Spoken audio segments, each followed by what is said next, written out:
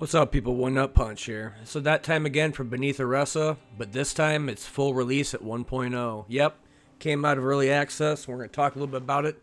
Some of the new things that they decided to add include a new family or new set of characters that you could play that have this weird mechanic. Rather than doing the virus or the cobalt sickness or being able to play the main characters when you played the demo, instead you're playing with the tainted ones and then unlocking more as you go.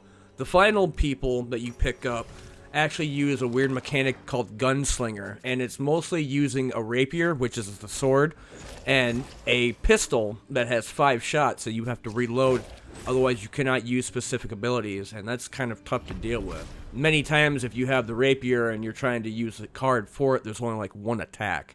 And then you have the different weird straight shot, or they have this other weird ability that allows you to get ammunition and armor. It's a whole different thing with that character, but before I get into that, this is the tainted one that you start with.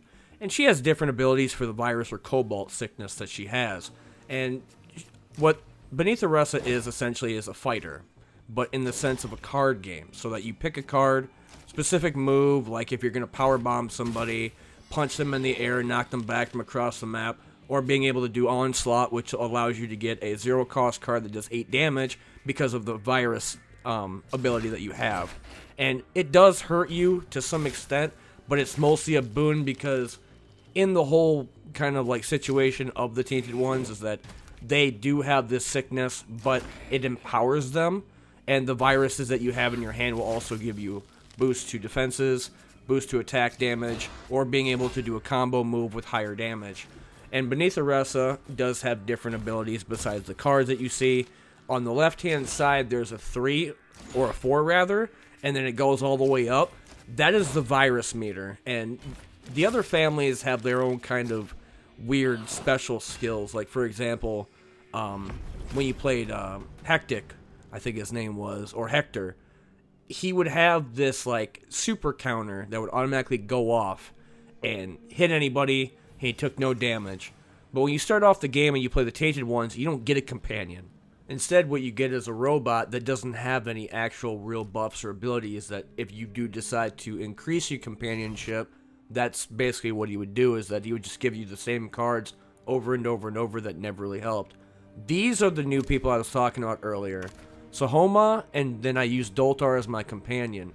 I didn't understand what this person did, other than you have a gun and you have your sword. And then, of course, you have the different bullets that you need in order to use those attack cards. As you see on the left-hand portion of the screen above your health, there's 5 shots. And you have to use these cards like Ammo Trick that cost nothing, but they will give you a random card from your deck. And sometimes you have to fish and get ammunition for cards that allow you to get ammunition. Because if you don't, you're not allowed to use your gun. And if you do have, again, one attack, it would be the rapier that you have on your side. So, I'm not used to this character at all, and I don't remember being able to play this character in beta, so this must be an 1.0 launch thing. And when it comes down to it, I mean, she shoots really fast. As soon as you use that card, like say an attack card, she just boom, fires immediately. Same thing with the sword, she'll do like a running dash and then slash at them. Compare the Tainted Ones that don't use weapons, they use just their fists. I'm kind of getting a little bit more interested in trying this character and see what more stuff they could do with it. Like I said, the game is full launch now at 1.0, and there are still some issues I have with it. For example, the game is a roguelike, but to the extent of choosing a specific event or path. It's not so much of choosing when you're going down the map, they have a small map underneath a black bar. And where it is that it shows you the whole area that you're currently walking through. And she'll do a running animation to where that specific area might be next, like a boss room or event room or something like that. But the only thing you're choosing is that specific event and choice, not so much of where you're going to go. So Beneath Oresa is somewhat of a roguelike, but it's mostly just how far can you go, how many levels can you get, and how many bosses can you kill before essentially you die. So I'm kind of glad to see that they did add more animations, making them quicker, being able to add this new character with the different mechanic of the gunslinger. That being said, I've been one nut punching this bit of the video. The game's full asking price is $25, but if you want to get it now, it's currently on sale for $19 on Steam. And there are some issues with it, like there's still some buggy animations and some cards not activating, and I'm still not used to the whole gunslinger mechanic.